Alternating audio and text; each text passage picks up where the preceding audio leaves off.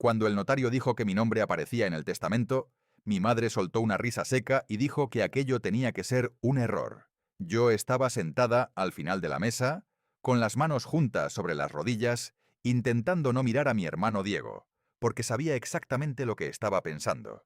Durante años todos habían hablado de la empresa de mi abuela como si algún día fuera a pertenecerle a él.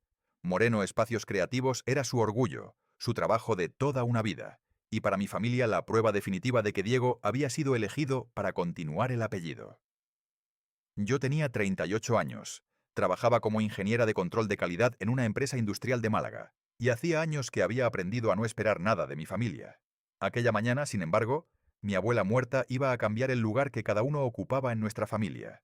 La lectura del testamento estaba programada para las 10 de la mañana en una notaría del centro de Sevilla.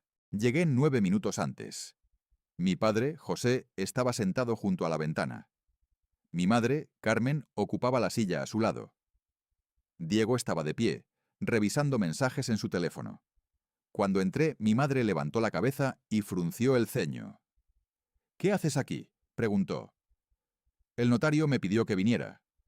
«No creo que haya nada que discutir contigo, Isabel. Puedes esperar fuera si quieres». No respondí. Me quité el abrigo y me senté. El notario, don Rafael Molina, entró unos minutos después acompañado por una secretaria. Tenía una carpeta gris sobre la mesa y una caja pequeña de metal con un sello rojo. Miró a todos y luego a mí. «Doña Isabel Moreno, ¿puede confirmar su identidad?». «Sí». Mi madre volvió a suspirar. «Esto es absurdo. Mi abuela había muerto 3 semanas antes, a los 82 años. María Luisa Moreno había fundado la empresa cuando tenía 34, empezando con un pequeño estudio que diseñaba interiores para comercios y restaurantes. Con los años había construido una compañía que daba trabajo a más de 40 personas y tenía clientes en varias ciudades españolas. Yo había crecido viendo sus planos sobre la mesa del comedor. También había crecido viendo cómo mi madre y mi hermano hablaban de ella como si su esfuerzo fuera algo que naturalmente terminaría en sus manos. Diego se incorporó a la empresa después de terminar la universidad. Yo nunca quise entrar. Sabía que si trabajaba allí, cada error mío sería utilizado para demostrar que mi madre tenía razón cuando decía que yo no servía para los negocios. Aún así, siempre había ayudado a mi abuela cuando me pedía revisar alguna cifra o comparar presupuestos. No porque quisiera heredar nada, sino porque los números eran sencillos para mí.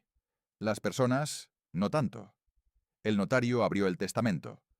Leyó primero las disposiciones personales. Después habló de algunas propiedades. Finalmente hizo una pausa. En relación con las participaciones de Moreno Espacios Creativos, doña María Luisa Moreno dispone que el 55% de las acciones con derecho a voto pase a manos de su nieta, doña Isabel Moreno. Mi madre se quedó inmóvil. Diego dejó el teléfono sobre la mesa. Mi padre levantó lentamente la cabeza. Yo pensé que había entendido mal.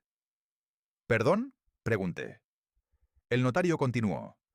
Asimismo, se designa a doña Isabel Moreno como administradora provisional de la sociedad durante un periodo inicial de 24 meses, con la obligación de mantener una supervisión financiera independiente durante dicho periodo. «No», dijo mi madre. No lo dijo fuerte. Lo dijo como si estuviera corrigiendo una cifra equivocada. «Eso no puede ser». Diego se puso de pie. «Abuela quería que yo dirigiera la empresa. Todo el mundo lo sabe». El notario no discutió. Sacó entonces la pequeña caja metálica y retiró un sobre cerrado. En el frente había una frase escrita a mano. «Para Isabel. Solo abrir en presencia del notario». Sentí que se me secaba la boca. Don Rafael me entregó el sobre. Lo abrí con cuidado. Dentro había 4 páginas escritas por mi abuela. Reconocí inmediatamente su letra inclinada. «Isabel, si estás leyendo esto significa que ya no estoy aquí para explicarte por qué hice lo que hice. Durante años he observado cosas que no podía demostrar sin poner en riesgo a personas que trabajan honestamente en la empresa. Sé que tu madre y Diego esperan que él reciba el control. Precisamente por eso he decidido que no ocurra. No te he elegido porque seas mi nieta favorita. Te he elegido porque eres la única persona de esta familia que nunca me ha pedido nada».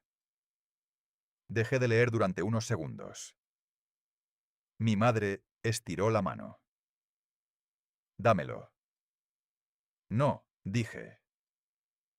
Fue una palabra pequeña, pero era la primera vez que se la decía sin miedo. Seguí leyendo.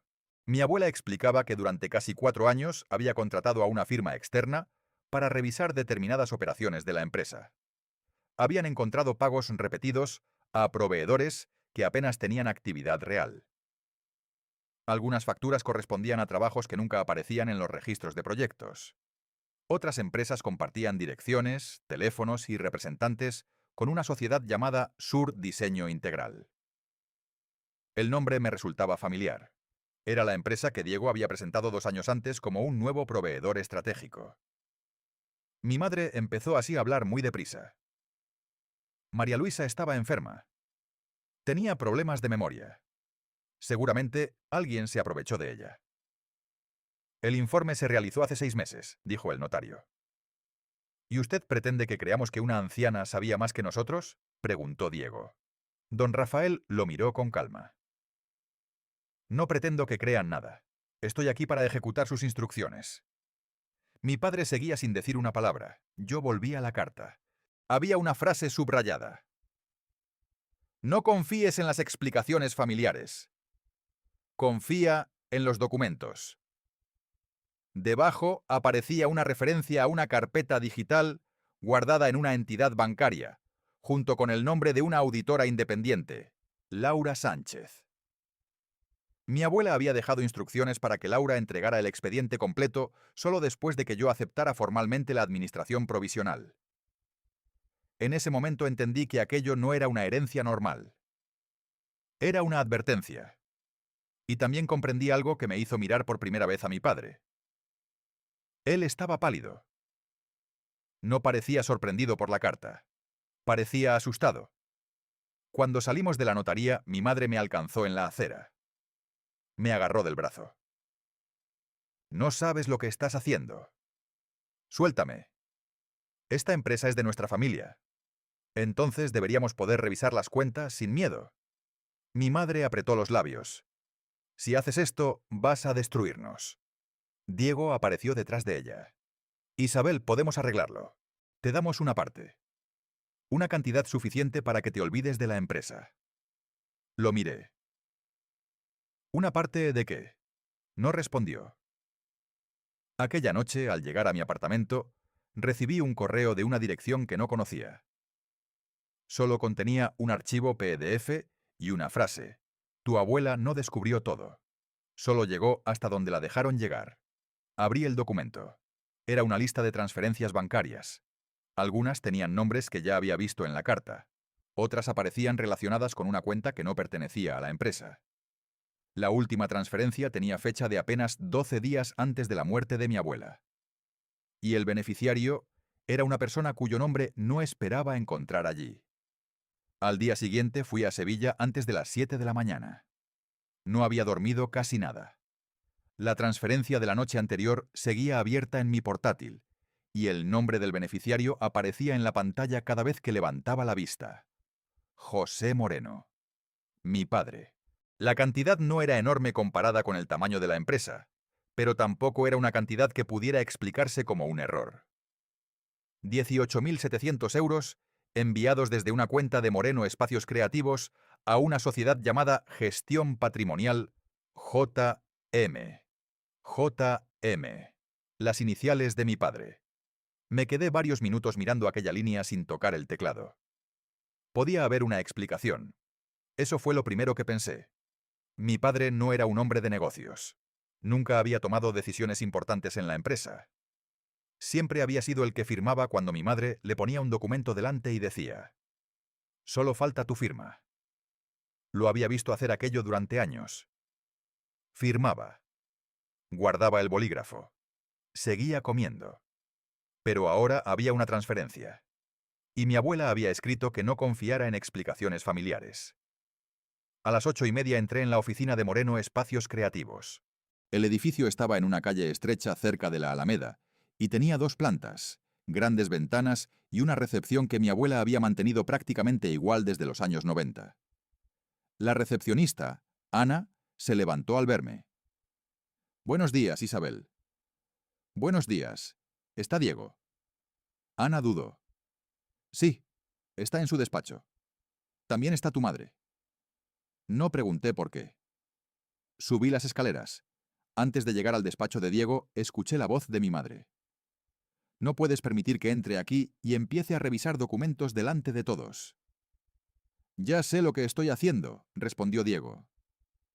Pues no parece. Abrí la puerta. Los dos dejaron de hablar. Diego estaba junto al escritorio.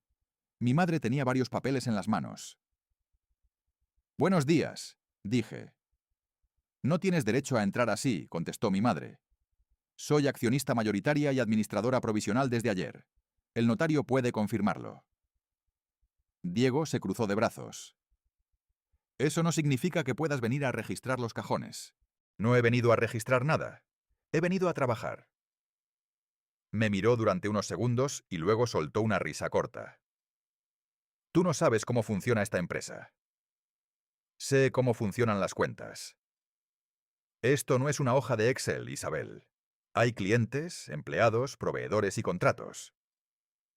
Precisamente por eso quiero que un auditor independiente revise todo. Mi madre dejó los papeles sobre la mesa. ¿Un auditor? ¿Quieres humillarnos delante de toda la plantilla? Quiero saber dónde está el dinero. Nadie respondió. Esa fue la primera respuesta que recibí. No fue una confesión, pero tampoco fue una explicación. A las 10 llegó Laura Sánchez, la auditora mencionada por mi abuela. Tenía 50 años, llevaba una carpeta azul y no parecía impresionada por nadie. Nos reunimos en una sala pequeña. Laura puso sobre la mesa un documento de 12 páginas. La señora María Luisa contrató a mi firma hace 7 meses, dijo. La revisión empezó como una comprobación ordinaria de gastos y proveedores. Después encontramos irregularidades que justificaron ampliar el alcance. Diego se movió en su silla. ¿Irregularidades? Es una palabra muy seria. Por eso usamos documentos, respondió Laura. Abrió la primera carpeta. Había facturas de Sur Diseño Integral. Algunas eran por diseño gráfico, otras por servicios de consultoría. Varias tenían números consecutivos, pero estaban fechadas con semanas de diferencia. ¿Qué tiene de extraño?, preguntó mi madre. Que 3 facturas corresponden a trabajos realizados en fechas en las que el proyecto todavía no había sido contratado por el cliente. Diego respondió inmediatamente. Las fechas pueden corregirse administrativamente. No, dijo Laura. Una factura puede corregirse. Un trabajo que todavía no existe no puede realizarse 2 meses antes de que el cliente lo encargue. Sentí un peso en el estómago. Laura siguió. Había 5 proveedores diferentes con direcciones distintas, pero 2 compartían el mismo número de teléfono. 3 tenían cuentas bancarias abiertas en la misma sucursal. 4 habían recibido pagos que luego terminaban, directa o indirectamente, en Surdiseño Integral. ¿Quién es el propietario de Surdiseño Integral?, pregunté. Laura me miró. Legalmente, una sociedad llamada Inversiones Giralda, pero el administrador de Inversiones Giralda es Daniel Rivas. ¿Y quién es Daniel Rivas?, pregunté. Laura pasó una página. Un antiguo compañero de universidad de Diego. Mi hermano bajó la mirada por primera vez. Eso no demuestra nada. No he dicho que demuestre nada, respondió Laura. He dicho que es una relación que debe investigarse. Mi madre se levantó. Esto se está convirtiendo en una caza de brujas. Siéntate, Carmen, dije. Ella me miró como si acabara de insultarla. Nunca le había hablado así. Laura continuó explicando que los pagos sospechosos sumaban de momento 312.000 euros en 4 años. La cifra me dejó sin palabras. No era un error administrativo. No era una factura mal archivada. Era una parte importante de los beneficios que la empresa debería haber conservado. Entonces Laura abrió otra carpeta. Hay algo más. Durante la revisión encontramos modificaciones en los procedimientos internos. Algunas aprobaciones que antes requerían 2 firmas pasaron a requerir una sola. ¿Quién autorizó esos cambios?, pregunté. Laura señaló un documento. La directora financiera, Carmen Moreno. Mi madre se quedó quieta. Yo tenía autorización del consejo. No consta esa autorización, dijo Laura, porque fue una decisión operativa. Cambiar un control de pagos de 2 firmas a una no es una decisión operativa menor, respondió Laura. Mi padre apareció en la puerta en ese momento. No sabía que estaba allí. Se quedó mirando los documentos. ¿Qué está pasando?, preguntó. Mi madre se volvió hacia él. Nada que no podamos solucionar. Laura lo miró. Don José, necesito hacerle una pregunta. ¿Reconoce esta cuenta bancaria? Le mostró la transferencia de 18.700 euros. Mi padre miró el papel. Tardó demasiado en responder. Sí. Mi madre cerró los ojos. Diego dio un paso hacia él. Papá, no tienes que explicar nada ahora. Pero mi padre levantó una mano. No, tengo que hacerlo. Me miró. Tu madre me dijo que era una devolución de un préstamo. ¿Qué préstamo? No lo sé. ¿Y firmaste? Asintió. Sí. ¿Cuántas veces? Mi padre no respondió. Laura intervino. Encontramos 7 transferencias similares. El total es de 94.600 euros. Mi padre se sentó. Por primera vez en mi vida, vi a mi padre parecer un hombre que no sabía dónde esconder las manos. Mi madre lo miró con una mezcla de rabia y miedo. José, no digas nada más. He firmado todo lo que me pusiste delante, dijo él. Pero nunca pensé que fuera esto. Diego se acercó a la mesa. Esto se puede explicar. Entonces explícalo, dije. No aquí. Aquí es exactamente donde hay que explicarlo. Diego me miró directamente. Quieres destruir a tu propia familia por dinero. Esa frase me dolió más de lo que esperaba. No porque fuera cierta, sino porque durante años había sido la forma en que mi familia convertía cualquier límite mío en una traición. No estoy haciendo esto por dinero, respondí. Si quisiera dinero, habría aceptado lo que me ofreciste ayer. ¿Y qué quieres entonces? La verdad. Mi madre soltó una risa amarga. La verdad. Siempre tan correcta. ¿Sabes qué pasa cuando dices la verdad? La gente pierde trabajos, las familias se separan, las empresas quiebran. Las empresas también quiebran cuando se roba de ellas.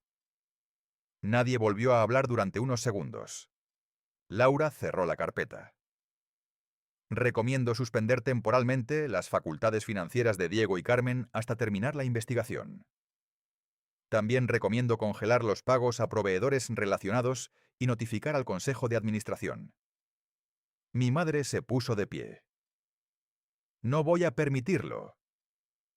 No necesitas permitirlo, dije. Lo exige el protocolo de control interno. Tú no eres nadie para dar órdenes aquí. Hasta ayer, quizá. Hoy soy responsable de que la empresa sobreviva a esto. Aquella tarde firmé las primeras medidas con las manos temblando. No había satisfacción en hacerlo. Solo una sensación extraña de estar caminando sobre un suelo que podía romperse en cualquier momento. A las 6, cuando todos se habían marchado, encontré un sobre en el cajón de mi abuela. No estaba en el expediente de Laura. Mi nombre aparecía escrito a mano. Dentro había una copia de un correo que mi abuela había enviado 2 meses antes de morir. El destinatario era un abogado. La última línea decía: si descubren que también existe una segunda sociedad vinculada a mi familia, no confíe en nadie que le diga a Isabel que todo termina con Diego. Debajo aparecía el nombre de esa segunda sociedad. Lo reconocí inmediatamente. Era la empresa que mi madre había creado 8 años atrás. El nombre de aquella sociedad era Gestión Carmen Moreno S.L. Y durante unos segundos pensé que quizá todo podía tener una explicación inocente. Mi madre siempre había tenido pequeños negocios fuera de la empresa. Al menos eso era lo que yo había creído. Pero cuando llamé a Laura y le dije el nombre completo, se quedó en silencio.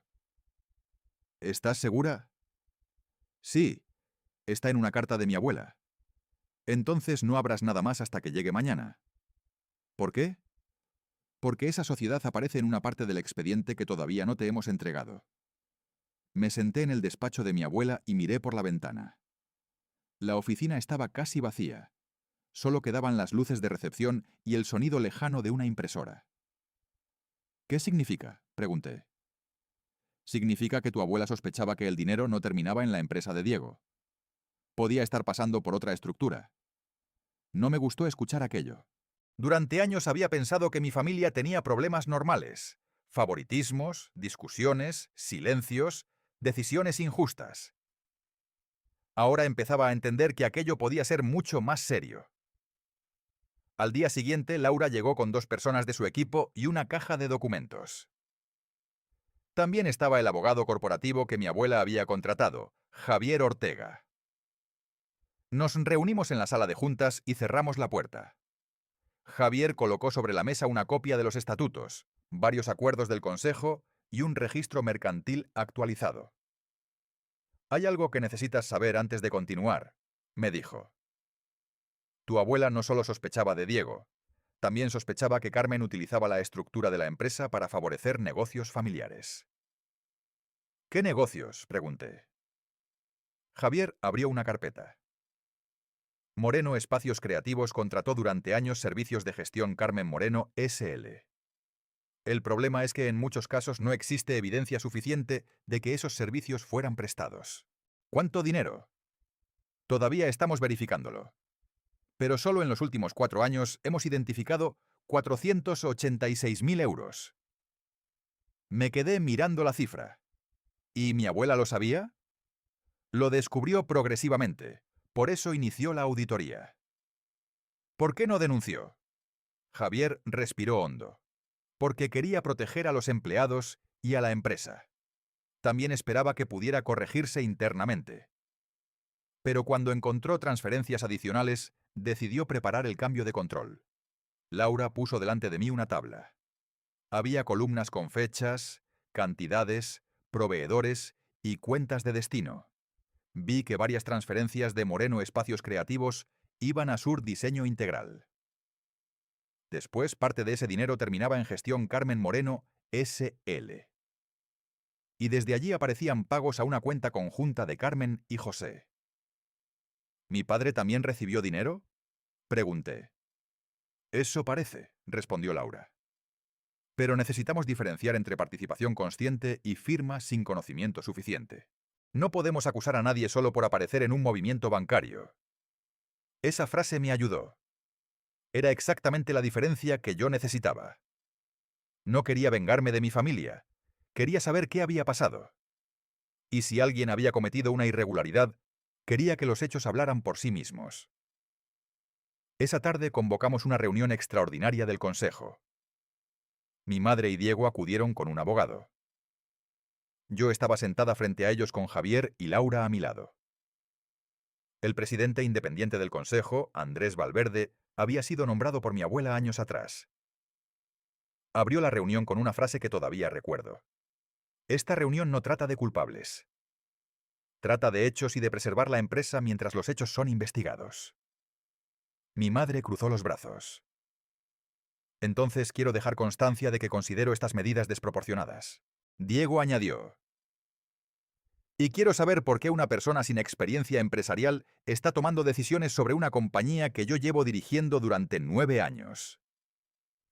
Andrés lo miró. Porque la persona que tenía autoridad para decidirlo lo dejó establecido en su testamento y en los estatutos. No era una opinión, era una obligación legal. Diego bajó la mirada. Laura presentó entonces las primeras conclusiones. No habló de robo, no habló de fraude. Habló de operaciones que no podían justificarse con la documentación disponible.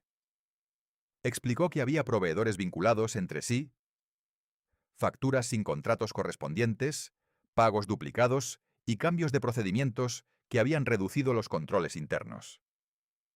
También mostró que algunos pagos se habían aprobado desde ordenadores asociados a usuarios de Carmen y Diego. Mi madre respondió que varias personas utilizaban esos equipos. Laura asintió. Por eso estamos revisando registros de acceso, correos corporativos y documentación original. No vamos a concluir nada antes de tiempo. La reunión terminó con una decisión provisional. Diego dejaría de tener autorización para ordenar pagos. Carmen quedaría apartada temporalmente de las funciones financieras y un comité independiente supervisaría cualquier transferencia superior a 10.000 euros. Mi madre me esperó en el aparcamiento. ¿Estás contenta?, preguntó. No. Pues lo parece. No quiero estar haciendo esto. Entonces detente. No puedo. Claro que puedes, eres mi hija. Puedes elegir a tu familia. La miré. Durante años pensé que elegir a la familia significaba callarme. Ella no contestó. Aquella noche recibí un mensaje de Diego. Tenemos que hablar sin abogados. No respondí. 5 minutos después llegó otro. Si sigues adelante, habrá consecuencias para todos. Lo bloqueé. No porque quisiera castigarlo. Lo hice porque ya no podía distinguir una conversación familiar de una presión. 2 días después apareció otra sorpresa. Laura me llamó a las 8 de la mañana. Isabel, encontramos algo en los archivos antiguos. ¿Qué? Un contrato de 2020 con gestión Carmen Moreno, S.L. ¿Y? La firma que aparece como representante de Moreno Espacios Creativos no es la de tu abuela. ¿De quién es? De Diego. Me levanté de la cama. ¿Y quién autorizó ese contrato? Tu madre. ¿Cuánto era? 142.000 euros al año. Me quedé en silencio. Eso significa que Diego contrató a una sociedad controlada por su madre utilizando la empresa de tu abuela. ¿Y mi abuela firmó? No. Ese era precisamente el problema. El contrato había sido aprobado por una resolución del Consejo que, según el registro oficial, nunca se había celebrado. Laura encontró el acta en un archivo digital. Tenía las firmas de 3 personas: Carmen, Diego y José, mi padre. Sentí un vacío en el pecho. Llamé a Javier. ¿Esto significa que mi padre estaba involucrado? Significa que firmó el documento. Necesitamos saber por qué. Fui a verlo esa misma tarde. Matt Dawson estaba en casa, sentado en la terraza, con una taza de café que llevaba tanto tiempo sobre la mesa que se había enfriado. No levantó la mirada cuando me acerqué. Ya lo sabes, dijo. Quiero escucharlo de ti. Tu madre me dijo que era necesario. ¿Qué era necesario? Firmar el acta. Me dijo que tu abuela estaba de acuerdo. ¿La viste firmar? No. ¿Preguntaste? No. Me senté frente a él. Papá, ¿cuántas veces hiciste esto? Cerró los ojos. No lo sé. ¿Cientos? No. ¿Decenas? Tardó en responder. Probablemente. Le pregunté entonces por qué nunca había revisado nada. Me miró. Porque confiaba en tu madre. Y porque cada vez que intentaba preguntar, me decía que no entendía la parte financiera. Pero firmabas. Sí. ¿Y ahora? Ahora entiendo que firmar sin leer también es una decisión. Aquella frase cambió algo dentro de mí. No lo convirtió en inocente. Pero tampoco quería convertirlo en un villano. Mi padre había elegido la comodidad durante años. Había permitido que mi madre y mi hermano tomaran decisiones mientras él fingía que no veía nada. Esa responsabilidad también tenía un peso. Antes de irme, me entregó una carpeta vieja. Tu abuela me pidió que te la diera si alguna vez llegabas a este punto. La abrí en el coche. Dentro había copias de correos, extractos bancarios y una nota fechada 6 meses antes de su muerte. José no es el cerebro de esto, pero su silencio permitió que continuara. Isabel debe saberlo. Debajo había otra frase. Y hay una transferencia que todavía no hemos encontrado. Esa misma noche Laura me llamó de nuevo. Esta vez su voz sonaba diferente. Isabel, encontramos la transferencia. ¿A dónde fue? No a Carmen, no a Diego. Entonces, ¿a quién? A una cuenta que lleva 8 años pagando la hipoteca de una propiedad que está a nombre de tu familia. ¿Qué propiedad? Laura hizo una pausa. La casa donde viven tus padres. Me quedé mirando la pantalla del teléfono.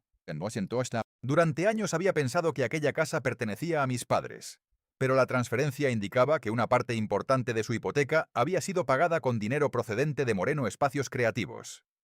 Y cuando Laura me envió el documento de propiedad, descubrí algo todavía peor. La empresa familiar tenía una participación oculta en aquella vivienda que nadie me había mencionado. Al día siguiente, mi madre apareció en mi apartamento sin avisar. No traía abogado. Traía una carpeta y una expresión que no le había visto nunca. Tenemos que llegar a un acuerdo antes de que esto vaya más lejos, dijo. Dejé la carpeta sobre la mesa sin abrirla. ¿Qué quieres ofrecerme? Mi madre respiró hondo. La casa. A cambio de que detengas la auditoría. Mi madre dejó la carpeta sobre la mesa y esperó. No se sentó. Nunca se sentaba cuando quería que yo entendiera que ella estaba haciendo una oferta y no pidiendo algo. La casa vale mucho más ahora que cuando se compró, dijo. Si aceptas, tendrás suficiente dinero para comprarte una vivienda en Málaga, y nosotros podremos quedarnos aquí. ¿Y a cambio? Ya te lo he dicho, que detengas la auditoría. No puedo detenerla. Claro que puedes, eres la administradora. No puedo hacer desaparecer documentos. Nadie te está pidiendo eso. Me estás pidiendo que deje de investigar. Te estoy pidiendo que no conviertas un problema familiar en un desastre público. Abrí la carpeta. Había una valoración inmobiliaria, un borrador de acuerdo y una propuesta de transferencia. La cantidad era considerable. Suficiente para resolver mi hipoteca, si algún día hubiera tenido una, y para dejar de preocuparme por dinero durante mucho tiempo. Miré las páginas y luego a mi madre. ¿De dónde sale este dinero? De la casa. No. Quiero saber de dónde sale realmente. Su expresión cambió. No tienes derecho a interrogarme como si fueras una fiscal. No soy fiscal. Soy tu hija. Y precisamente por eso quiero entender por qué estás dispuesta a darme una propiedad familiar a cambio de que deje de revisar las cuentas de una empresa. Mi madre recogió la carpeta. Porque sé cómo funcionan estas cosas. Una vez que entran abogados y auditores, nadie sale limpio. Entonces quizá no deberías haber empezado nada que necesitara esconderse. Se quedó mirándome durante unos segundos. Después dijo algo que me hizo comprender que ya no estaba hablando con la madre que conocía. Tu abuela te llenó la cabeza de ideas. Siempre tuvo una debilidad por ti. Ella me dejó documentos. Ella estaba obsesionada con el control. Ella contrató una auditoría. Porque no confiaba en nadie. Incluyéndote. Mi madre apretó la mandíbula. Ten cuidado, Isabel. No sabes lo que estás provocando. Se marchó sin despedirse. Yo no toqué la carpeta durante una hora. Cuando finalmente llamé a Javier, le expliqué la oferta. Me dijo que no aceptara nada y que no firmara ninguna comunicación privada con mi familia. La propuesta puede ser importante, dijo. No por la casa, sino porque demuestra que están intentando negociar tu decisión mientras existe una investigación abierta. ¿Puedo conservarla? Por supuesto. Haz una copia y guárdala fuera de la empresa. Lo hice esa misma tarde. También envié una copia a Laura. 2 días después, el Consejo aprobó formalmente una investigación forense independiente. No sería una revisión interna. La firma tendría acceso a cuentas bancarias, correos corporativos, contratos, registros de proveedores y actas del Consejo de los últimos 8 años. Diego intentó impedirlo mediante su abogado. Alegó que la investigación estaba basada en sospechas personales de una heredera sin experiencia. Javier respondió con documentos. El Consejo votó por 6 votos contra 1. El único voto contrario fue el de mi padre. Aquello me dolió más que esperaba. Después de la reunión fui a verlo. ¿Por qué votaste en contra? Porque sigo siendo tu padre. Eso no responde. Porque no quiero que tu madre y tu hermano pierdan todo. ¿Y si lo que pierden es lo que nunca debieron tener? Bajó la mirada. No sé qué más hacer. Podrías empezar diciendo la verdad. Mi padre tardó mucho en contestar. Hay algo que no te he contado. Me quedé quieta. Cuando tu abuela empezó a hacer preguntas sobre las cuentas, Carmen me pidió que destruyera una carpeta. ¿La destruiste? No. ¿Dónde está? En el garaje. ¿Por qué la guardaste?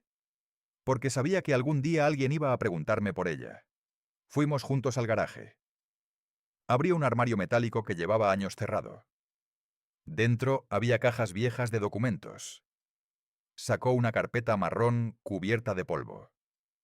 En la primera página aparecía el logotipo de Moreno Espacios Creativos y una fecha de 2019. Dentro había correos impresos entre Diego y Daniel Rivas. Hablaban de ajustar costes, reubicar margen y usar proveedores externos. No decían directamente que estuvieran sacando dinero, pero junto a los correos había una tabla con cantidades. Las cifras coincidían con varias facturas sospechosas que Laura ya había encontrado. En una de las páginas había una anotación escrita a mano por mi madre. No incluir en el cierre mensual. Sentí que se me enfriaban las manos. ¿Quién escribió esto?, pregunté. Tu madre. ¿Estás seguro? La vi escribirlo. ¿Y por qué no dijiste nada? Mi padre se sentó en una caja. Porque me dijo que si hablaba, Diego perdería la empresa. Después me dijo que si perdía la empresa, tú también perderías tu herencia. Me quedé mirándolo. ¿Y le creíste? Sí. ¿Por qué? Porque era más fácil creerle que aceptar que mi familia estaba haciendo algo que podía destruirnos. No tuve una respuesta para eso. Dejé la carpeta en la mesa. Esto va a Laura. Lo sé. ¿Estás preparado para lo que pase después? Mi padre respiró profundamente. No. Pero ya estoy cansado de fingir que no sabía nada. Esa misma noche entregué la carpeta al equipo auditor. 3 días después recibimos un informe preliminar. Habían encontrado 17 proveedores relacionados entre sí. 5 estaban vinculados directamente con Daniel Rivas. 3 tenían administradores que habían trabajado previamente con Diego. 4 habían emitido facturas por servicios que no aparecían en ningún proyecto. Y una empresa había facturado exactamente la misma cantidad mensual durante 26 meses, aunque no existía contrato vigente. El total provisional ascendía a 1,1 millones de euros. No todo podía considerarse dinero desviado. Algunas operaciones tenían servicios reales, otras necesitaban más pruebas. Pero había algo que sí estaba claro. Los controles de la empresa habían sido manipulados durante años. La noticia no tardó en salir de la sala de juntas. Un empleado me esperaba en la recepción cuando llegué una mañana. Se llamaba Sergio y llevaba 11 años en la empresa. ¿Puedo hablar contigo? Claro. Me llevó a una pequeña sala. Cerró la puerta. No sé si debería decirte esto. Si es sobre documentos, díselo al auditor. No, es sobre Diego. Sacó su teléfono. Hace 2 años me pidió que aprobara unas órdenes de compra que no correspondían a ningún trabajo mío. Me negué. ¿Qué pasó? Me dijo que si quería conservar mi puesto, dejara de hacer preguntas. ¿Lo denunciaste? No, tengo 2 hijos. Entendí lo que quería decir, no lo juzgué. Le pedí que entregara el mensaje al auditor y le prometí que el consejo revisaría cualquier represalia. Al día siguiente aparecieron 2 empleados más. Uno tenía correos. Otro tenía copias de órdenes de compra. La investigación empezó a crecer por sí sola. Yo intentaba mantenerme fuera de las conclusiones.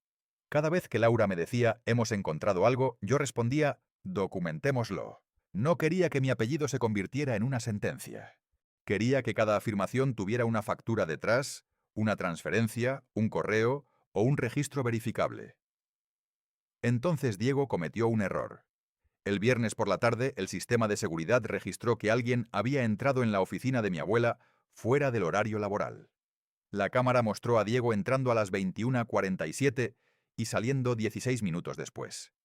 Javier me llamó inmediatamente. No hagas nada, me dijo. No lo confrontes. El lunes revisaremos los registros. Pero el lunes ya había ocurrido algo más. Un correo anónimo llegó al consejo. Decía que yo estaba utilizando la muerte de mi abuela para apoderarme de la empresa y que había falsificado documentos para incriminar a mi madre y a mi hermano. El mensaje incluía una copia de la propuesta que mi madre me había entregado. Alguien había conseguido el documento que yo había guardado fuera de la empresa. Lo peor no era la acusación. Lo peor era que el remitente parecía conocer detalles de la investigación que solo podían conocer 4 personas. Yo, Laura, Javier y alguien de mi familia. Cuando Laura llegó esa mañana, dejó su bolso sobre la mesa y me miró directamente. Isabel, tenemos un problema. ¿Qué problema? Alguien está intentando destruir la cadena de custodia de los documentos. ¿Cómo? Hay archivos que han sido modificados después de que los copiáramos. ¿Dentro del servidor? Sí. ¿Y quién tiene acceso? Laura abrió el registro de actividad y giró el portátil hacia mí. Había varias entradas. Una pertenecía a Diego, otra a Carmen, y la última me hizo contener la respiración. Era una cuenta de usuario que seguía activa en el sistema, aunque su propietario había dejado la empresa hacía casi 3 años. El nombre era Daniel Rivas. Y la hora del último acceso era exactamente la misma en que Diego había entrado en el despacho de mi abuela. El nombre de Daniel Rivas seguía en la pantalla cuando Laura cerró el portátil. «Esto cambia las cosas», dijo. Hasta ahora teníamos indicios de una red de proveedores relacionados. Ahora tenemos una posible manipulación de archivos después de iniciada la investigación. ¿Puede ser un error del sistema?, pregunté. Puede ser. Por eso no vamos a acusar a nadie, pero vamos a preservar el registro antes de que desaparezca. Javier llamó al departamento informático y pidió que bloquearan inmediatamente las cuentas antiguas, hicieran una copia forense del servidor y conservaran los registros de acceso. Yo firmé la autorización como administradora provisional. 2 horas después, el consejo recibió un informe preliminar. La respuesta de Diego llegó antes de que termináramos de leerlo. Su abogado envió una carta de 7 páginas acusándome de abuso de poder, conflicto de intereses y daño reputacional. Exigía que se revocara mi nombramiento y amenazaba con solicitar medidas cautelares. Mi madre llamó 5 veces. No contesté. A la sexta dejé que sonara hasta que se cortó. Después recibí un mensaje de mi padre. «Ven a casa. Necesito hablar contigo antes de que esto vaya demasiado lejos». Fui aquella tarde. Mi padre abrió la puerta y parecía 10 años mayor. Había preparado café, pero ninguna de las 2 tazas estaba llena. «Tu madre está arriba», dijo. «¿Diego?» «No está». Entré. Durante unos segundos todo parecía exactamente igual que cuando yo era niña. Las fotografías familiares, el mueble de madera del recibidor, el reloj que mi abuela había regalado a mis padres. Pero ahora sabía que aquella casa había sido parcialmente financiada con dinero de la empresa. Ya no podía mirar nada de la misma manera. Mi padre señaló la cocina. «Siéntate. ¿Qué quieres decirme?» «Hay algo que deberías saber sobre Daniel». ¿Qué relación tenía con Diego? Más de la que pensaba. Mi padre sacó un papel doblado de un bolsillo. Esto me lo entregó Daniel hace 2 años. No sabía qué hacer con ello. Lo abrí. Era una copia de un contrato privado entre Daniel Rivas y Diego Moreno. La fecha era de 2021. El documento hablaba de una comisión por servicios de intermediación empresarial. La cantidad era el 5% de determinados pagos recibidos por proveedores contratados por Moreno Espacios Creativos. ¿Qué significa esto?, pregunté. Que Diego recibía dinero cuando ciertas empresas cobraban. ¿Y tú cómo lo sabes? Porque Daniel vino a verme. Estaba preocupado. Dijo que Diego quería aumentar las cantidades y que empezaba a tener miedo. ¿Por qué no se lo dijiste a mi abuela? Lo hice. Mi padre bajó la mirada.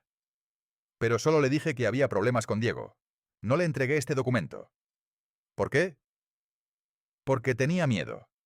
La palabra quedó en medio de la cocina. Mi padre, que durante 30 años había evitado cualquier conversación difícil, acababa de decirla sin disfrazarla. ¿Miedo de Diego? De perderlo. Papá, sé que suena absurdo, pero era mi hijo. Yo pensaba que podía corregirse. Que si tu madre y yo hablábamos con él, volvería a hacer las cosas bien. ¿Y qué pasó? Nada cambió. Mi padre sacó otro papel. Daniel volvió 6 meses después. Dijo que quería salir del acuerdo. Diego le amenazó con denunciarlo por incumplimiento contractual. ¿Y luego? Daniel dejó de venir. Hasta hoy. Miré el documento. ¿Dónde está ahora? No lo sé. ¿Y la copia original? Creo que Diego la tiene. Salí de la casa con una sola idea. Necesitábamos encontrar a Daniel antes de que alguien pudiera presionarlo. Javier localizó a su abogado esa misma noche. Daniel había dejado de trabajar con la empresa de intermediación hacía más de un año y vivía en Huelva. Al día siguiente aceptó hablar con nosotros, pero solo con Laura presente. La reunión tuvo lugar en una sala de hotel. Daniel llegó solo, con una carpeta negra. Era un hombre delgado, de unos 45 años, y tenía la costumbre de mirar hacia la puerta cada vez que escuchaba un ruido. «No quiero problemas», dijo antes de sentarse. «No buscamos problemas», respondí. «Buscamos hechos». «Eso mismo dijo tu abuela». Me quedé quieta. «¿Conociste a mi abuela?» «2 veces. La primera fue por casualidad. La segunda porque ella me llamó». «¿Qué te preguntó?» Daniel abrió la carpeta. Quería saber por qué varias empresas que trabajaban con Moreno Espacios Creativos me pagaban comisiones. ¿Y qué le dijiste? La verdad, que Diego me había pedido que creara una estructura de proveedores para aumentar los márgenes de determinadas operaciones. Yo recibía el dinero, retenía una parte y transfería el resto a las cuentas que él me indicaba. ¿Cuánto dinero pasó por tus manos? Daniel miró a Laura. No tengo la cifra exacta, pero guardé los registros. Sacó una memoria USB. Laura no la conectó allí. ¿Qué contiene? Extractos bancarios, correos, contratos y conversaciones con Diego. También tengo copias de las facturas. ¿Por qué lo guardaste? Porque sabía que algún día tendría que demostrar que no había inventado nada. Le pregunté entonces por qué había aceptado participar. Bajó la cabeza. Porque al principio pensé que era una comisión normal. Después descubrí que algunas facturas eran falsas. Cuando quise salir ya era demasiado tarde. No me gustó escuchar aquella explicación. No justificaba lo que había hecho, pero era otra pieza del mismo patrón. Personas que habían elegido callar porque hablar tenía un precio. Laura tomó la memoria con un procedimiento formal y la entregó al abogado para que quedara registrada. 2 días después, la auditoría confirmó que los documentos eran coherentes con los registros bancarios. Había correos enviados desde cuentas corporativas, contratos firmados y transferencias coincidentes. La cifra seguía creciendo. Ya no hablábamos de unos cientos de miles de euros. La investigación identificó operaciones por más de 1,8 millones durante 8 años, aunque una parte todavía necesitaba ser clasificada entre gastos legítimos, operaciones cuestionables y cantidades potencialmente desviadas. El Consejo decidió no hacer pública ninguna acusación hasta tener un informe definitivo. Yo estaba de acuerdo. Mientras tanto, mi madre cambió de estrategia. Dejó de llamarme directamente y empezó a llamar a mis tíos, primos y amigos de la familia.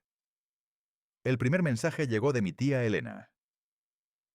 Tu madre está destrozada. Dice que quieres quitarle su casa y destruir a Diego. Le respondí solo una vez.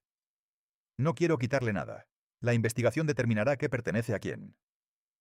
Después dejé el teléfono sobre la mesa. 2 horas más tarde, mi primo Álvaro me escribió. Dicen que estás obsesionada con la herencia. No contesté.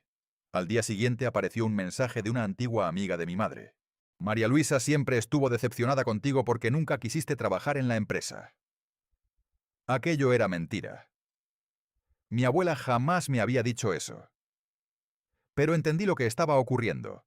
Si no podían discutir los documentos, intentarían cambiar la historia sobre mí. El golpe más difícil llegó en el trabajo. Mi jefe en Málaga me llamó y me pidió que fuera a su despacho. Isabel, he recibido una llamada de un abogado. ¿De quién? De tu familia.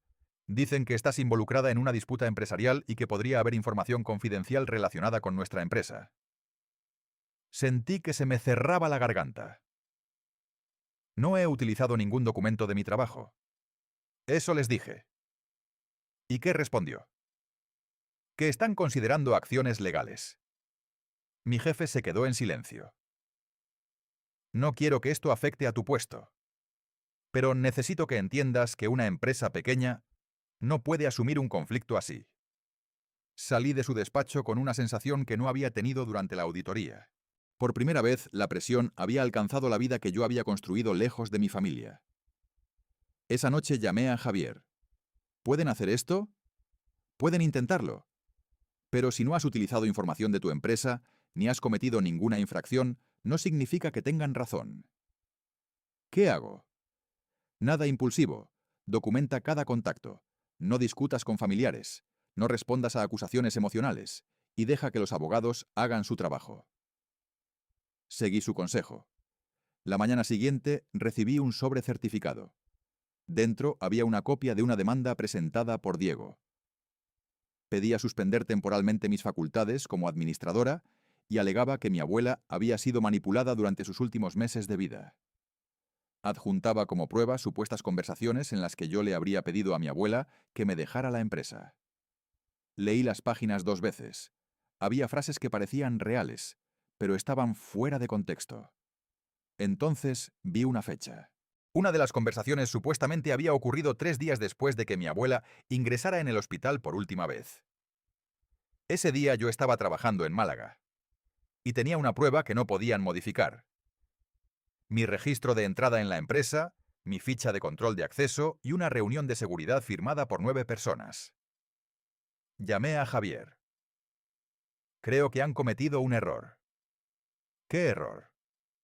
Han presentado una conversación falsa con una fecha que puedo demostrar que no es posible. Hubo silencio al otro lado. No respondas todavía, dijo. Envíame todo. Lo hice. Esa misma tarde Laura encontró algo todavía más importante. La supuesta conversación no solo tenía una fecha imposible. El archivo había sido creado 3 semanas después de la muerte de mi abuela. Era una copia reciente presentada como si fuera antigua. La cadena de custodia estaba rota. Y cuando revisaron los metadatos del documento, apareció el usuario que lo había creado. No era Diego, no era Carmen. Era una cuenta perteneciente a la secretaria personal de mi madre, una mujer llamada Beatriz, que llevaba 15 años trabajando para la familia. Al principio pensé que ella podía haber actuado por orden de mi madre, pero Laura descubrió algo que cambió completamente la dirección de la investigación. Beatriz no había creado el archivo desde Sevilla. Lo había hecho desde el ordenador de una gestoría externa. Y esa gestoría tenía como cliente principal a una sociedad que nadie había mencionado durante la auditoría, una sociedad registrada a nombre de Carmen Moreno y José Moreno. Cuando vi el documento, comprendí que la red podía ser todavía más grande de lo que habíamos imaginado. Mi madre no estaba intentando solamente proteger a Diego. Estaba protegiendo algo que podía involucrar directamente a mis padres. Y esa misma noche, el Consejo recibió un informe final de la auditoría. La primera página contenía una recomendación clara. Suspender definitivamente las funciones ejecutivas de Diego y Carmen, iniciar acciones para recuperar fondos y remitir la documentación a los organismos competentes. Pero la última página tenía una nota que nadie esperaba. Una transferencia de 250.000 euros había salido de la empresa 3 semanas antes de la muerte de mi abuela. El destinatario era una cuenta que todavía no habíamos identificado. Y el nombre asociado a esa cuenta era el de una persona que yo conocía desde que era niña. El nombre que aparecía en aquella cuenta era el de Arturo Medina, el antiguo socio de mi abuela. Lo conocía desde que era niña porque había estado presente en casi todos los aniversarios de Moreno Espacios Creativos. Mi abuela confiaba mucho en él. Durante años lo había considerado uno de sus amigos más cercanos. Cuando Laura pronunció su nombre, pensé inmediatamente que quizá habíamos encontrado una explicación distinta. ¿Arturo?, pregunté. Sí. ¿Qué relación tiene con Carmen y José? Eso es lo que todavía estamos comprobando. Javier dejó el informe sobre la mesa. Antes de hacer cualquier movimiento, necesitamos saber por qué se transfirieron esos 250.000 euros. Arturo ya no participa en la gestión de la empresa desde hace 6 años. ¿Y por qué habría recibido dinero ahora? Nadie respondió. Esa misma tarde intenté localizarlo. Su número seguía guardado en mi teléfono desde hacía años. Lo llamé. Contestó después de varios tonos. ¿Isabel? Sí. Necesito hablar contigo. Ya sé lo que está pasando. ¿Qué sabes? Que tu abuela tenía razón. Sentí que me quedaba sin aire. ¿Qué quieres decir? Que debería haber hablado antes. Nos reunimos al día siguiente en una cafetería tranquila, lejos de la oficina. Arturo llegó con una carpeta vieja y un gesto cansado. Tenía 68 años. Había sido socio de María Luisa durante los primeros 15 años de la empresa, pero se retiró después de una discusión sobre la dirección futura del negocio. Yo siempre había escuchado que se marchó porque quería jubilarse. No me jubilé, dijo antes de que yo pudiera preguntarle. Me fui porque descubrí lo que estaba haciendo tu madre. Me quedé callada. Arturo abrió la carpeta. En 2018 descubrí que varias facturas de proveedores no correspondían a servicios reales. Se lo dije a María Luisa.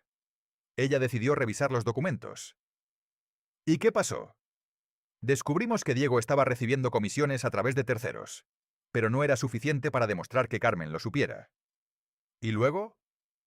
Luego encontré una transferencia desde una cuenta de la empresa a una sociedad vinculada con José. Le pregunté a tu padre. Dijo que no sabía nada. ¿Le creíste? Al principio sí. Después dejé de hacerlo. Arturo sacó una copia de un documento. Era una transferencia de 250.000 euros. La fecha coincidía con la que aparecía en el informe. ¿Por qué recibió ese dinero tu cuenta? Pregunté. No fue para mí. Entonces, ¿para quién? Arturo me miró fijamente. Para tu abuela. ¿Cómo? María Luisa me pidió que actuara como intermediario porque sospechaba que alguien dentro de la empresa controlaba algunas cuentas. Ella necesitaba sacar una cantidad de dinero de una cuenta corporativa para protegerla temporalmente. ¿Y por qué no lo dejó directamente en otra cuenta de la empresa? Porque temía que alguien con acceso administrativo pudiera moverlo. Arturo explicó que la cantidad había sido transferida primero a una cuenta fiduciaria que él controlaba y después depositada en una cuenta separada a nombre de María Luisa. La documentación estaba completa. Entonces los 250.000 euros no fueron robados. No, fueron apartados para protegerlos. ¿Y por qué no aparecen en la contabilidad? Porque tu abuela los registró como una reserva patrimonial privada. Javier revisó los documentos durante casi una hora. Finalmente confirmó que la operación tenía respaldo legal y que el dinero pertenecía a mi abuela. ¿Dónde está ahora? Pues te pregunté. Arturo sacó otro sobre. En una cuenta bloqueada que solo puede abrirse con una instrucción específica. María Luisa dejó instrucciones para utilizarlo si la empresa sufría una crisis provocada por fraude interno. Sentí que las piezas empezaban a encajar. Mi abuela había previsto que algo así podía ocurrir. Había creado una reserva para mantener la empresa viva mientras se investigaba. No había confiado en su propia familia, pero había preparado una salida. Sin embargo, todavía faltaba saber quién había ordenado la transferencia. Arturo bajó la voz. «Tu madre. ¿Estás seguro?» Yo estaba presente cuando se comunicó la instrucción, pero Carmen no actuó sola. ¿Quién más? José, mi padre. Arturo me explicó que, años atrás, mi madre había convencido a mi padre para modificar ciertos poderes bancarios. José firmó porque pensaba que se trataba de una reorganización administrativa. Carmen utilizó esos poderes para aprobar transferencias y contratos. Diego había creado la red de proveedores. Arturo había descubierto parte de ella y se había marchado. Mi abuela había continuado investigando en silencio. Yo tenía delante una historia que no se parecía a la que había imaginado durante toda mi vida. Mi padre no había sido el autor principal, pero tampoco había sido una víctima completamente inocente. Había firmado, había callado, había permitido que su miedo a perder a su hijo pesara más que su responsabilidad con la empresa y con mi abuela. Cuando regresé a Sevilla, el consejo estaba reunido. Javier había preparado una presentación con los resultados definitivos de la auditoría. Esta vez estaban presentes todos los directores, los abogados externos y representantes de los accionistas minoritarios. Mi madre y Diego llegaron juntos. Ninguno me miró. Andrés, el presidente independiente, abrió la sesión. Hoy no vamos a discutir rumores ni relaciones familiares. Vamos a revisar hechos documentados. Laura presentó los hallazgos uno por uno. Primero, los proveedores vinculados. Después, las facturas sin respaldo. Luego, las transferencias. Finalmente, las modificaciones de los controles internos. El total de operaciones potencialmente irregulares ascendía a 1,86 millones de euros. No todo podía calificarse como apropiación indebida. La auditoría separaba claramente los gastos legítimos de los pagos sin justificación suficiente y de las cantidades que debían ser recuperadas. Esa precisión era importante. Yo no quería una condena emocional. Quería un expediente que pudiera sostenerse ante cualquier autoridad. Cuando Laura llegó a la parte de las comisiones de Daniel Rivas, Diego interrumpió. Eso no prueba que yo recibiera dinero personalmente. Laura respondió con calma. Por eso hemos incluido los contratos, las transferencias y los correos. En 7 operaciones, las comisiones coinciden con pagos posteriores a una cuenta controlada por usted. Diego miró a su abogado. Eso puede tener otra explicación. Explíquela, dijo Andrés. Diego no respondió. Entonces llegó el turno de mi madre. Laura mostró los contratos con Gestión Carmen Moreno, Sociedad Limitada.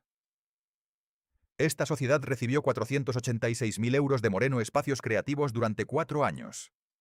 No existe documentación suficiente que acredite la totalidad de los servicios facturados. Mi madre levantó la voz. Yo trabajé para esa empresa. Nadie está diciendo que todos sus servicios fueran ficticios, respondió Laura. Estamos diciendo que una parte no puede justificarse. Javier presentó entonces la propuesta que mi madre me había llevado a casa.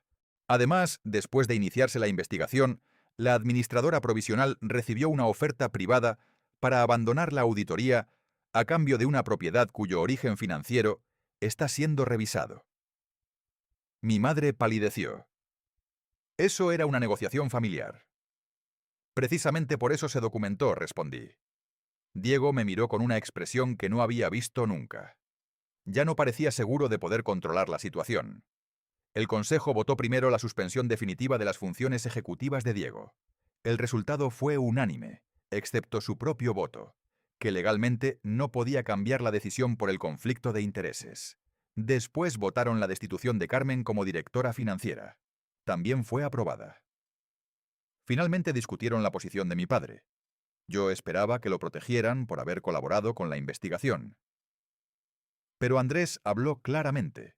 Don José, usted ha reconocido haber firmado documentos sin revisarlos y haber permitido que se mantuvieran controles deficientes. Aunque su grado de responsabilidad sea distinto, el Consejo considera incompatible esa conducta con una función directiva. Mi padre asintió. Estoy de acuerdo. Fue entonces cuando sucedió algo que no esperaba. Mi padre se levantó y miró a todos. Quiero decir algo antes de terminar. Yo firmé documentos que no debía firmar. No revisé cuentas que tenía la obligación de revisar. Durante años pensé que callar mantenía unida a mi familia. Me equivoqué. Miró a mi madre, después a Diego. Finalmente me miró a mí. Y cuando María Luisa intentó advertirme, tampoco quise escucharla. Lo siento. Nadie respondió. No había nada que decir. No. La reunión terminó con la aprobación de un plan para recuperar fondos, revisar contratos, cambiar los controles financieros y remitir el expediente completo a los asesores legales para determinar qué hechos debían comunicarse a las autoridades competentes. Yo salí de la sala pensando que quizá por fin había terminado. Pero cuando llegué al pasillo, mi teléfono vibró. Era un mensaje de Javier. Isabel, no te vayas todavía. Hay un último documento de tu abuela que acabamos de localizar. Volví a entrar. Javier tenía un sobre blanco en la mano. Lo encontramos en una caja que estaba en la antigua oficina de María Luisa. Lo abrió delante de mí. Dentro había una sola hoja. Mi abuela había escrito pocas líneas. Si has llegado hasta aquí, significa que ya sabes cuánto puede costar guardar silencio.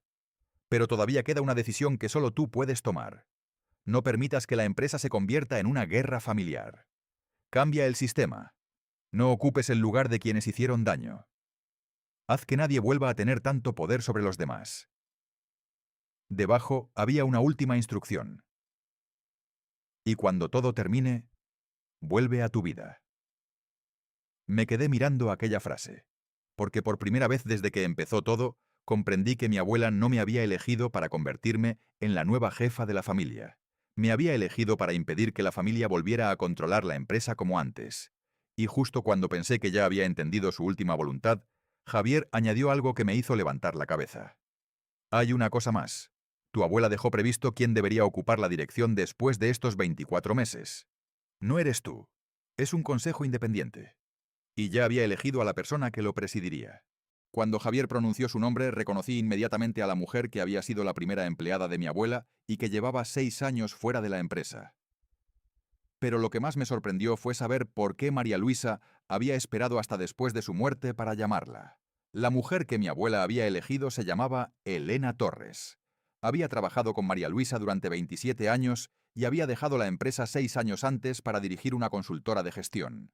Cuando entró en la sala aquella tarde, no llevaba una carpeta llena de promesas ni un discurso preparado. Llevaba una libreta pequeña y una expresión tranquila. María Luisa me llamó 3 meses antes de morir, dijo. Me pidió que aceptara presidir el nuevo consejo si algún día se demostraba que la estructura familiar ya no podía proteger a la empresa. Miré el papel que tenía delante. ¿Y por qué no me lo dijo a mí? Elena sonrió ligeramente. Porque quería que tomaras una decisión sin saber que alguien ya te estaba esperando para quitarte el peso de encima. Esa frase me acompañó durante mucho tiempo. Durante las semanas siguientes, la empresa entró en una etapa que parecía imposible cuando todo había comenzado. Diego dejó de tener acceso a las cuentas y, a través de sus abogados, aceptó colaborar con la investigación. Los auditores calcularon finalmente que las operaciones directamente atribuibles a beneficios personales o pagos sin justificación alcanzaban aproximadamente 1,2 millones de euros. El resto correspondía a servicios reales, aunque algunos contratos tenían conflictos de interés y procedimientos deficientes. Esa diferencia importaba. Nunca quise decir que todo lo que había ocurrido durante 8 años era mentira. Quería saber exactamente qué había pasado y qué debía corregirse. Daniel Rivas entregó toda la documentación que conservaba y llegó a un acuerdo legal para devolver parte de las comisiones que había recibido indebidamente. No quedó libre de responsabilidad por haber participado. Su cooperación simplemente fue valorada dentro del procedimiento correspondiente. Diego terminó reconociendo una parte importante de las operaciones. Admitió que había creado la red de proveedores porque quería aumentar sus ingresos sin que el resto de la familia conociera el alcance de las operaciones. Dijo que al principio pensaba que podía controlarlo, y que después se había convencido de que el dinero era una compensación por todo lo que había hecho por la empresa. No intenté discutir con él. El Consejo estableció un calendario para recuperar los fondos mediante acuerdos jurídicos y acciones civiles cuando correspondiera. Diego tuvo que devolver una cantidad significativa de dinero y renunció definitivamente a cualquier función ejecutiva o derecho de gestión dentro de Moreno Espacios Creativos. Carmen perdió su puesto como directora financiera. Parte de sus derechos económicos sobre determinadas operaciones familiares quedó suspendida hasta que terminara la revisión legal. Ella siguió viviendo en la casa, pero el consejo y los asesores determinaron qué parte de la propiedad correspondía realmente a la familia y qué parte había sido financiada con recursos de la empresa. La casa no se convirtió en mi premio. Se convirtió en otro expediente que debía resolverse correctamente. Mi padre fue diferente. No recibió una absolución por haber confesado. Tampoco la pidió. Renunció voluntariamente a su puesto directivo y aceptó una revisión independiente de todos los documentos que había firmado. Una mañana me llamó. «Isabel, ¿puedo pedirte algo?» «Sí». «No me digas que todo está bien. No lo está. Quiero saber qué tengo que hacer para reparar lo que pueda». Le dije que empezara por entregar todos los documentos que todavía tuviera. Lo hizo. También declaró ante los abogados de la empresa y reconoció que durante años había preferido no preguntar. No recuperó el tiempo perdido. No podía. Pero por primera vez asumió una responsabilidad que no podía delegar en mi madre. La familia tardó mucho más en aceptar lo ocurrido. Algunos parientes dejaron de hablarme. Otros empezaron a llamarme para decirme que siempre habían sospechado algo. Nunca les pregunté por qué no lo habían dicho antes. No necesitaba más versiones de la historia. Tenía suficientes documentos. En la empresa las cosas cambiaron lentamente. Elena presidió el nuevo consejo. Se creó un comité de auditoría independiente. Cualquier contrato con una empresa relacionada con un directivo Debía ser declarado y aprobado por miembros sin conflicto de interés. Las transferencias importantes necesitaban 2 autorizaciones. Se establecieron revisiones externas anuales y un canal confidencial para que los empleados pudieran comunicar irregularidades sin tener que pasar por sus superiores. También se revisaron los salarios y contratos de los empleados que habían quedado atrapados durante años en aquel sistema. Sergio recibió una disculpa formal y una compensación por las represalias que había sufrido. Ana, la recepcionista, me dijo una tarde que por primera vez sentía que podía decir «no sé», sin miedo a que alguien la castigara. Ese comentario me hizo comprender que cambiar una empresa no consistía solo en recuperar dinero. También consistía en cambiar lo que las personas creían que tenían que soportar para conservar su trabajo. 6 meses después de la lectura del testamento, Moreno Espacios Creativos volvió a obtener beneficios normales. No recuperó de inmediato todo el dinero perdido, pero dejó de perder dinero de manera silenciosa. Los clientes importantes continuaron trabajando con nosotros porque la empresa fue transparente sobre los cambios de gobierno corporativo y porque los proyectos seguían teniendo la calidad que había construido mi abuela. Yo seguí viviendo en Málaga. Nunca dejé mi trabajo como ingeniera de control de calidad. Viajaba a Sevilla algunas veces al mes para las reuniones del consejo y revisaba los informes que me correspondían como accionista, pero no quería convertir la empresa en mi vida. Elena lo entendió. María Luisa sabía que no querías ese despacho, me dijo una tarde. Entonces, ¿por qué me lo dejó? Porque sabía que eras la persona que podía devolverlo a alguien que sí supiera dirigirlo sin destruirlo. A los 24 meses terminé oficialmente mi etapa como administradora provisional. El nuevo consejo eligió una directora general externa, una profesional con experiencia en empresas creativas que no tenía ningún vínculo familiar. Yo conservé mis acciones, pero renuncié a cualquier cargo ejecutivo. En la última reunión, Elena me entregó una caja pequeña. Dentro estaba la pluma que mi abuela utilizaba para firmar contratos. «Es tuya», dijo. La sostuve unos segundos y la guardé. No porque quisiera convertirme en ella. Porque finalmente podía recordar a mi abuela sin pensar solamente en lo que había perdido. Mi madre tardó casi un año en hablar conmigo. La primera conversación duró 11 minutos. «¿Estás contenta con lo que pasó?», me preguntó. «No». «Entonces, ¿por qué lo hiciste?». «Porque había documentos que debían revisarse. Podrías haber protegido a la familia». «Intenté proteger lo que podía protegerse».